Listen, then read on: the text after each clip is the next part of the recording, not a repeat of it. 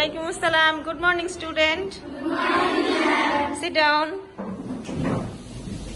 How are you today?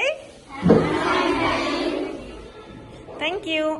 So, what is our lesson today? Okay, dialogue about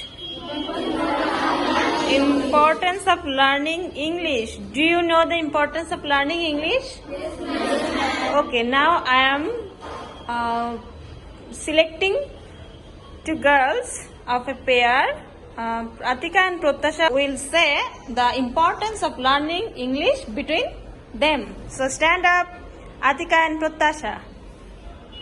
So start now, and we will learn from both of you the importance of learning English. Okay?